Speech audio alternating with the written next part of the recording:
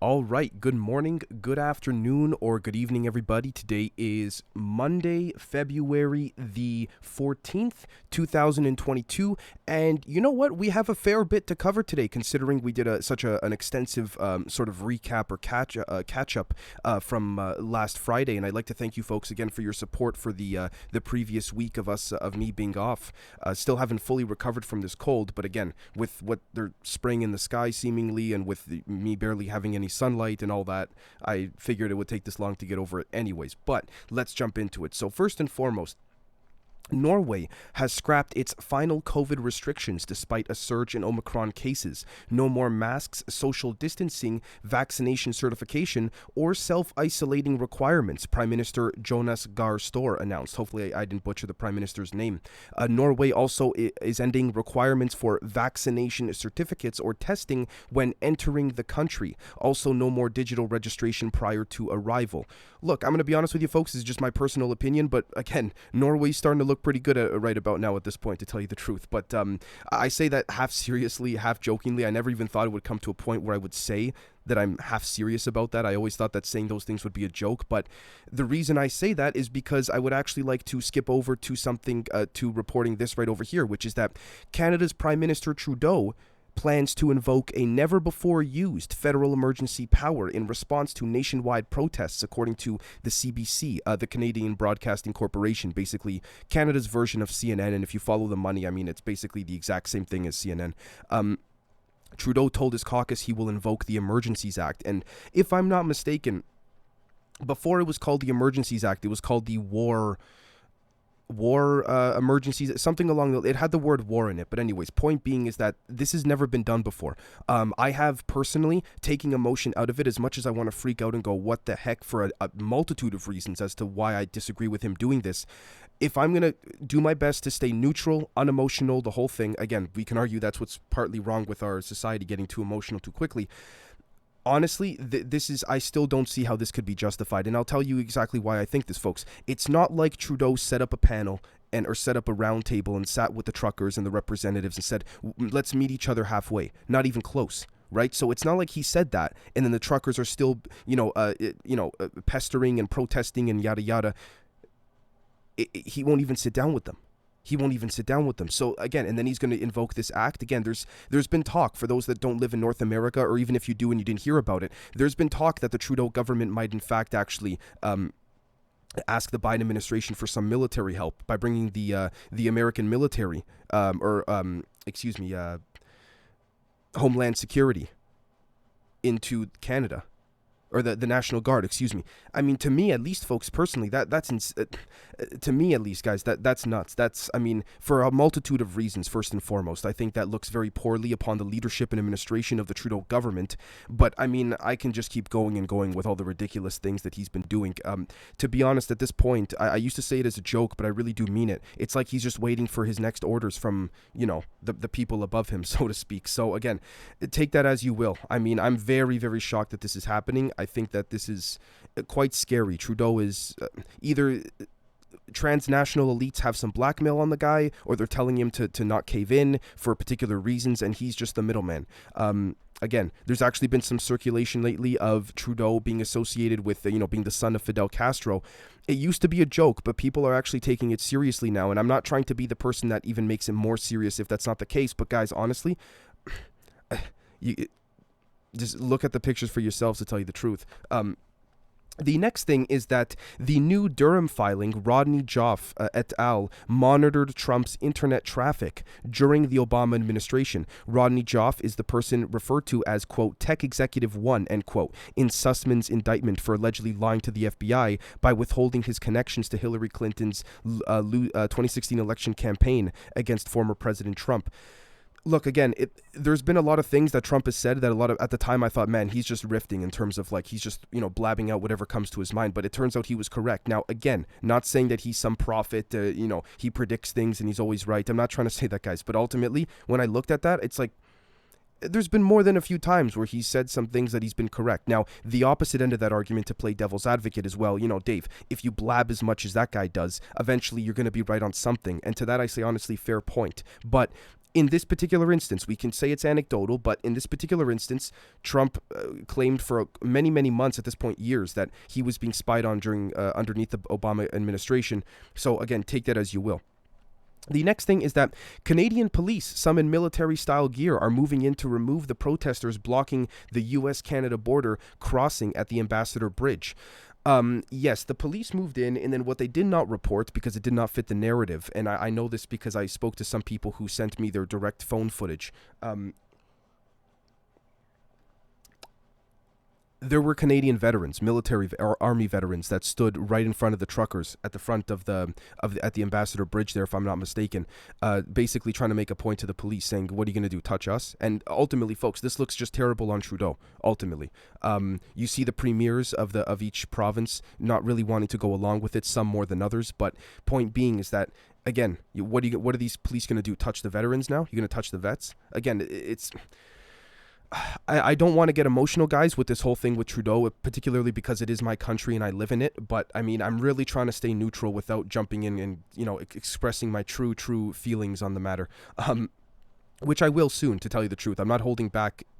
Well, I am for now, but the next thing is that the tweet of the day, according to Disclosed TV, I found this little funny, goes to the city of Santa Monica. The city of Santa Monica's official Twitter posted a Russian MiG-29 fighter jet in anticipation of the Super Bowl United States Air Force flyover. I found that a little bit funny and, ironic considering what's going on in Ukraine.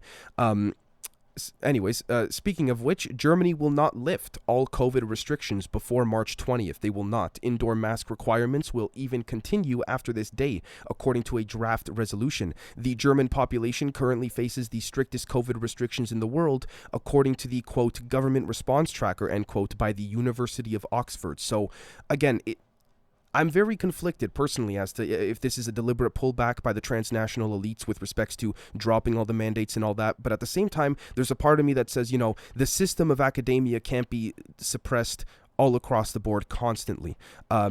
Case in point, this Oxford study. If this Oxford study were not to be released per se, would there be a way of containing that? And all the people along the line that did this study, would there be a way of keeping them quiet?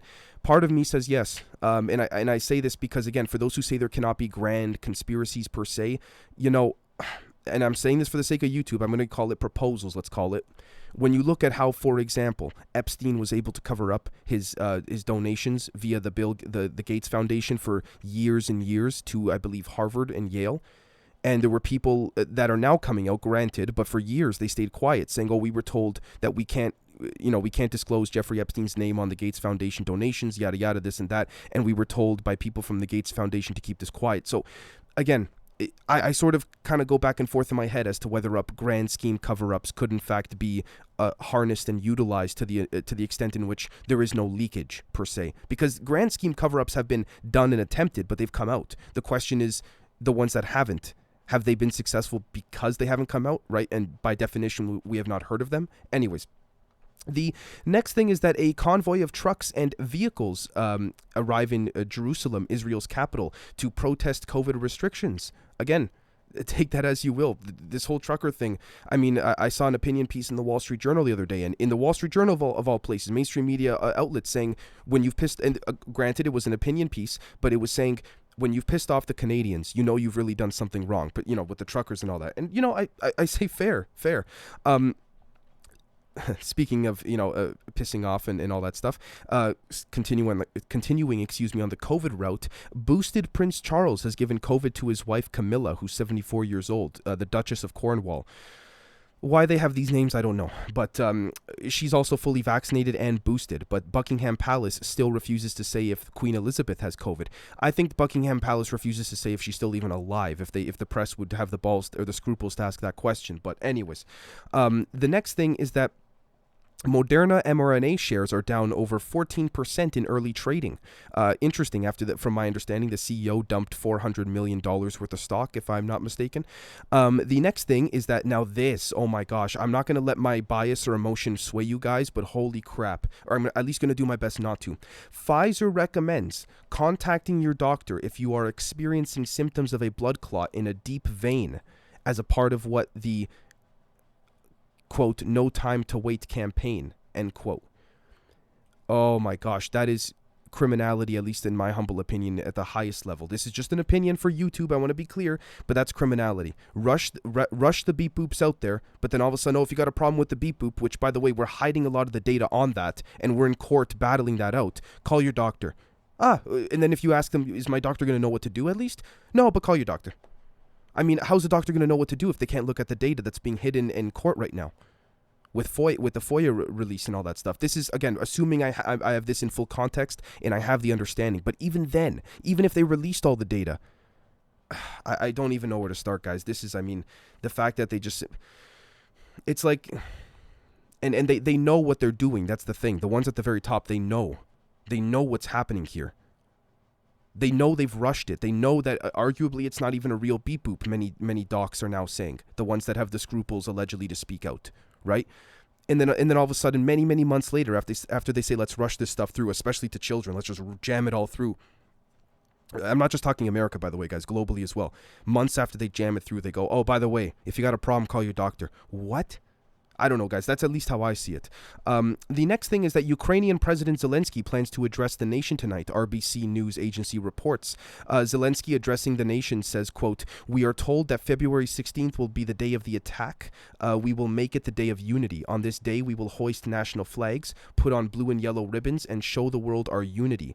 End quote. Now, shortly after, Zelensky's reference to the February 16th date as the day of the Russian attack was said with irony, a presidential aide now says.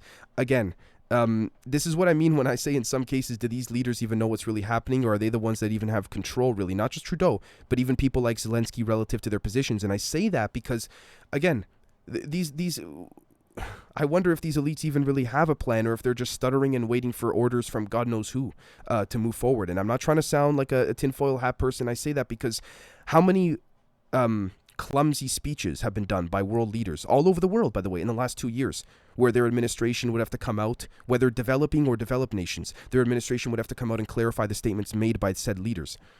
I don't know. I just find it interesting that there's no, I guess you could say, it doesn't, things don't feel as fluid or smooth, which is what, again, this is just my humble opinion, I could be wrong, but which is what leads me to think that there is infighting between factions, and therefore there is a global plan per se, but it's not being played out in the way in which some factions would have liked. Again, this is just my speculation, I could be incorrect. The next thing is that Iran says the outcome of the Vienna talks hinges on Western decisions. Iran hands in its final package of proposals and said key decisions require political action from Western countries. Again, they're basically saying, hey, U.S., the ball's in your court. In my humble perspective, it's similar to what, Putin is saying to the U.S. with respects to Ukraine. Listen, you guys have hammered us for years, sanctions, yada, yada, and you've done things totally off the books that we know of because of our intelligence resources and capabilities and intelligence and data collection and gathering. Again, folks, not to defend Iran, not to defend Putin, just trying to take a different perspective here. Look, if it's true, allegedly, off the record, non-confirmed, that the NSA, in the case of, for example, Ukraine, is placing secret surveillance tools and missile bases and all that, secret ones, granted, near the Ukraine-Russia border, I understand why Putin's going to push. I truly do. That's just my opinion, but I get it. That's like if, any other country came right up to Hawaii or the coast of California and started putting missiles there. You think the U.S. would stand for that? I mean, again, I'm just trying to be fair here, guys. Look at it from a human perspective. Now, as it pertains to Iran, they're basically saying, listen, the U.S., the ball's in your court. I think secretly, as I've said, I think Iran has nukes. So, again, I'm just going to leave it at that. I think it is a bit of a stage of a theater, so to speak. It has to do with soft disclosure on a public level relative to strategic underlyings underneath that the public will arguably never find out about. And if they do, it'll be presented as some anomalous event in the news and disappear. So, the next thing is that climate change is forcing Zimbabwean girls into sex work, according to Al Jazeera. As global warming continues to devastate rural agriculture, young women are moving to urban centers and into prostitution. Okay, I have nothing against prostitution personally. I'm curious to think if this is part of the sort of global climate. I got to be careful with this because of YouTube, but that sort of agenda, if you will.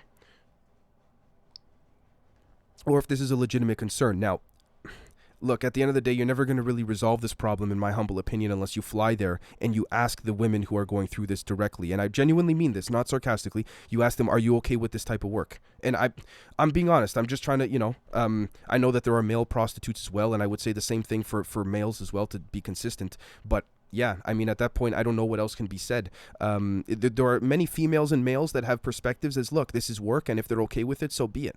There's others that say this should not be a profession. Again, not to get into that whole debate right now, but the next thing is that French air raids have killed 40 fighters in Burkina Faso. France says the fighters were responsible for deadly attacks in Benin, whose victims included a Frenchman.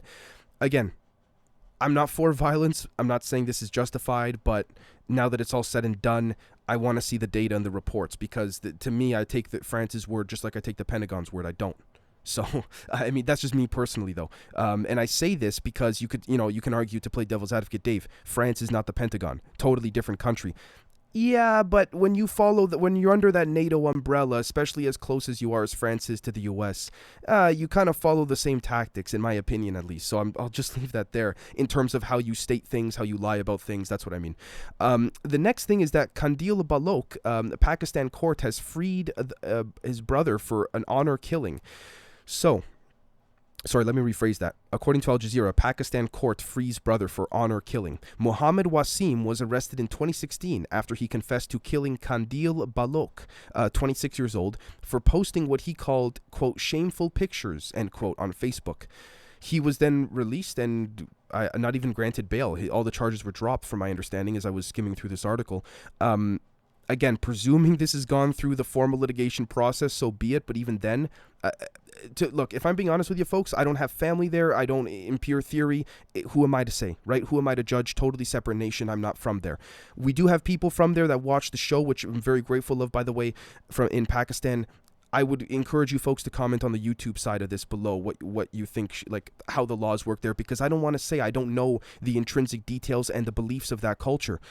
So I also have to keep in mind, and also you folks as the listeners too, including myself, guys, we got to keep in mind, we have an intrinsic bias based on the environment, the immediate vicinatory environment that we grew up in. So that will affect looking at this in this regard. So a lot of moving parts here, so I don't want to comment on that. And some of you might say, Dave, oh, that's a cop-out answer. I got to get more details, guys, or else I don't want to say. The next thing is that India has banned 54 Chinese apps on security concerns, according to a recent report. The move comes as a long-running dispute between the two nuclear-armed nations remains unresolved. Okay, yeah, the India-China dynamic has always been interesting to me. I don't know the history of these two nations relative to their dealings directly. I'm starting to learn a little bit more about the history of the CCP, particularly. Just trying to, brush up on my skills, and India as well. But again, assuming this was ruled based on the regulatory bodies or oversight committees or whatever is had in India to establish such decisions, assuming it was done through the legitimate process, there was no intelligence incursion of any kind, I guess so be it, right? If there are legitimate concerns. And this is the thing, guys. I just want to make a quick little point before going on. Please forgive me. We want to be able to trust our governments. In a perfect world, if the government says, oh, there's a security concern, we're going to ban these apps and help society out so you don't get messed with from enemies or adversaries overseas. Great. But again, the system is based on a good faith system, and naturally humans are not like that, or at least maybe I would like to think we are. But again, you have good apples and bad apples, just like everything else in life. Like in, the Hermetic principles, as above, so below, the yin, the yang. So this is the problem I have, folks. If the government could truly be trusted, and how we'd be able to figure that out, I still don't know. But if they could be, I would read this report and say, thanks, Indian government. But we can't, I'm sorry, we can't trust the world governments, at least in my opinion. The next thing is that Kashmir journalists say local newspapers are erasing their work. Journalists in Kashmir say archives are disappearing from local newspapers, and that it is a deliberate pattern, quote, to twist history, end quote. It wouldn't surprise me. I mean, that's happening here too. It's just being done a little bit differently in my humble perspective as it pertains to what we call, in the West, it's the pivoting of definitions. That's the new thing, pivoting. So, again, maybe history in the West is going to pivot now, just like it is in Kashmir. But, half joking, half strongly serious. The next thing is that Babushka Battalion is ready to protect Ukraine from Russia, according to Al Jazeera. As tensions with Russia enter a critical week, some older Ukrainian women are ready to do anything it takes to defend their country.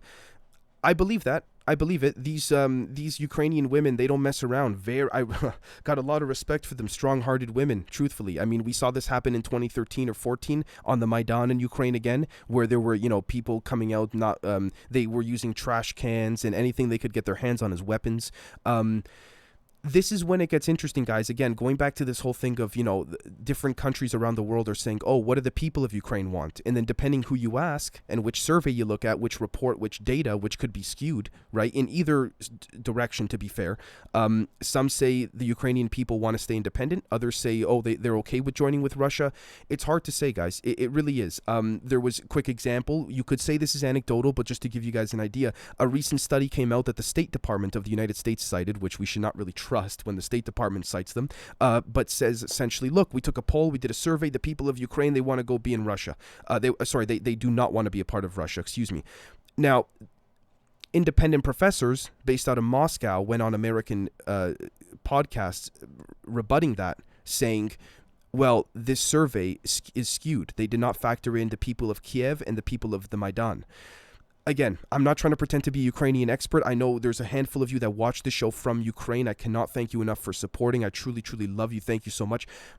Please comment on the below on the YouTube video if you would ever be so kind enough to give some context, because at that point I can only present, unless I'm on the ground, I can only present to you guys what both conflicting angles are, or multiple angles are. The next thing is that suspecting fraud, a UK tax watchdog has seized NFTs for the first time ever. 3 people have been arrested on suspicion of attempting to defraud United Kingdom tax authorities in a first probe involving NFT seizures. This was going to happen, in my humble opinion. NFTs, it's been, very strongly suggested that it's been being used for money laundering. For those who don't know what NFTs are, they're basically pictures or GIFs that are, or memes that are being sold for exorbitant amounts, really. And some people say, oh, what's the uniqueness of it? Again, sort of like, Bitcoin. It started as nothing and it's built into something. I believe there is unique code to a particular NFT, and there's metadata behind that makes it unique. But even then, it's just a unique code that represents an image that's worth hundreds of thousands in many cases, which is why it's such a prime doorway for money laundering, in my humble perspective. The next thing is that, let's see here. The latest Ukraine updates, Putin is still increasing military options, although Russia does say that their chance for diplomatic talks are still on the table. Okay, but hold on. Putin is increasing military options according to Pentagon spokesman. Okay, so I'm going to take that even more with a grain of salt, because when it comes from the Pentagon, especially after that video that came out of was it Ned Price? That spokesperson, he worked for the CIA for 7-8 years, then left under the Trump administration, and then he's now a spokesperson for the Pentagon, and he was the one the other day, last week, I believe, that everyone was laughing at because he could not provide reporters with evidence of what Russia's doing. When the reporter said, can you provide us with data? Or like what Russia's up to, and then he couldn't answer. He's like, I told you what they're doing. He's like, no, you didn't. Where's the report? He goes, Matt, the report's, I'm telling you the report right now. He goes, no, you're making assertions. He goes, but where's the proof? Where's the evidence? And yeah, so anyways, I'm sure a handful of you folks know what I'm referring to here. The next thing is that skater Valivia has tested positive for a banned substance. Olympic testers say trimetazidine was found, trimetazidine, yes, was found in a sample taken at the Russian National Championships in December. Look, some people I've seen already on Twitter say, oh, of course it's the Russian athlete. Look, guys, they all do it. Again, not to defend Russia. They've been known to attempt, from my understanding, please forgive me if I'm incorrect, but I believe if you look at the big picture of Olympic history, the Russians have been known to attempt to cheat more often than others. But again, cheating still happens all across the board. So we take that, as you will. The next thing is that a local politician in the U.S. state of Kentucky has survived a shooting inside his office on Monday morning. Police have now apprehended the individual who shot Craig Greenberg, running to be Louisville's next Democratic mayor, around 1000 local time, 1500 GMT time. Mr. Greenberg later tweeted his team was safe and he would provide an update in due course. Yeah, that's intense. Imagine you're running, trying to be a public spokesperson. And this is why there's so much fear these days. I understand. And this is also why I understand the aliens don't want to talk to us, the everyday person, because you're in your office doing your thing and someone comes in and shoots you. I get it. There's probably more context to it. Maybe he again, I'm not saying he deserved this, but maybe he pissed someone off, said something to the wrong person. I don't know. Right. But with that being said, if we take it at face value, this story, holy crap. It's like me sitting here recording. Someone comes in and just tries to, pop a cap in my leg. Like, what? So anyways, the next thing is, I mean, glad to hear he's okay and all that. The next thing is that Eminem took the knee as he jointly headlined the Super Bowl on Sunday with Dr. Dre, Snoop Dogg, Mary J. Blige, and Kendrick Lamar. It was a show of wall-to-wall hits, but did too many hooks spoil the broth? I don't know. That's just, I think, what BBC put. That was their headline there. Yeah, so again, we're going to be focusing in the next 48 hours, particularly for the members, the esoteric angle of the halftime show. I did not miss out. I did not watch it live, to be honest with you folks, but I did not miss any of you saying, Dave, please cover the, the symbolism and all that. There's a lot there, guys. There's a lot there, and I just don't want to get into it too much because this is a KRAKEN episode, but yeah, there's quite a bit there in terms of what Kendrick Lamar was wearing, in terms of the symbolism during the performances, all of that. Then there's the whole thing of Eminem taking the knee like Colin Kaepernick. Again, the NFL said that I believe they said they weren't aware of this, or no, initially apparently the NFL tried to stop Eminem from taking the knee, but they thought they had him under control, but then during the actual presentation, or the actual performance rather, he did take the knee.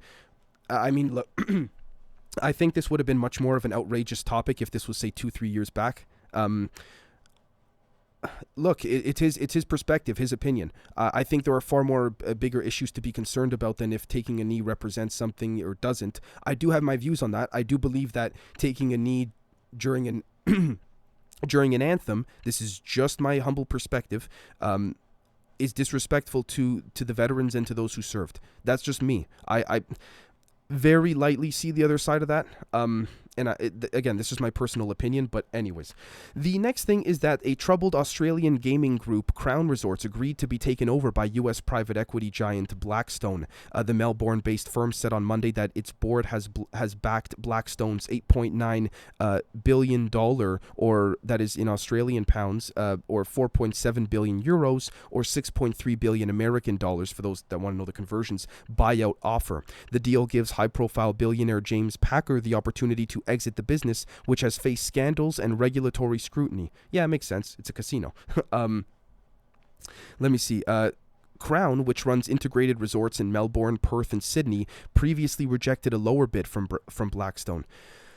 I'm going to go out on a limb here and say, this is just my opinion, Blackstone wants Crown in the big picture because it will act as a great money funneler for a lot of things that we'll be covering in upcoming members only episodes. But with that being said, folks, we have a live stream coming up in the next few hours. As of the time I'm recording this, I wanted to wait till a little later, in the day Mondays, to sort of just let the news rack up.